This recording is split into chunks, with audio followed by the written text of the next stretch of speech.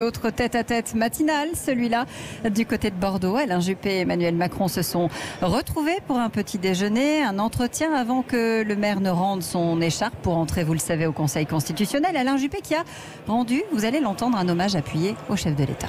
Je suis très heureux d'accueillir le président de la République à Bordeaux dans un moment un peu particulier pour moi, puisque je vais remettre ma démission au préfet cet après-midi. Donc ce sont mes dernières heures de maire de Bordeaux. Et puis je ne prêterai serment devant le président de la République comme membre du Conseil constitutionnel que le 11 mars. Donc je suis dans une période où j'ai encore ma liberté d'expression politique, ce qui me permet de dire deux choses. D'abord, dire que j'ai été très impressionné, que je suis très impressionné par la capacité d'écoute du président de la République.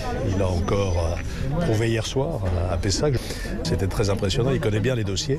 Toute la question est de savoir ce que seront les suites de ce grand débat, quelles réponses seront apportées à des préoccupations dont beaucoup sont légitimes, mais dont beaucoup sont aussi contradictoires. Donc je souhaite bonne chance au gouvernement. Puis la deuxième chose que je voudrais dire, c'est que je souhaite vraiment de tout cœur qu'à la fin du mois de mai, il y ait un vrai débat européen et un vrai choix proposé aux Français entre ceux qui croient à l'Europe, qui y croient vraiment, puis ceux qui n'y croient pas vraiment ou qui n'y croient pas du tout.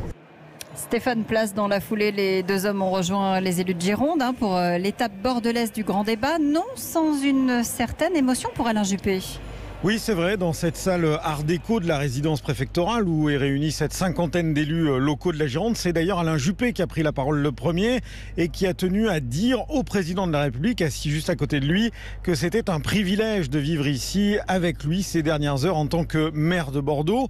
Quelques minutes empreintes d'émotion avant d'enchaîner avec des dossiers plus techniques et plus sensibles comme les manifestations des Gilets jaunes qui posent la question de l'autorité de l'État, a-t-on entendu, ou encore la fiscalité, les règles d'urbanisme, la nécessité de conserver les écoles dans les villages, l'érosion côtière aussi, évoquée par ces maires qui ont beaucoup de mal à respecter les 2 minutes de temps de parole octroyés à chacun.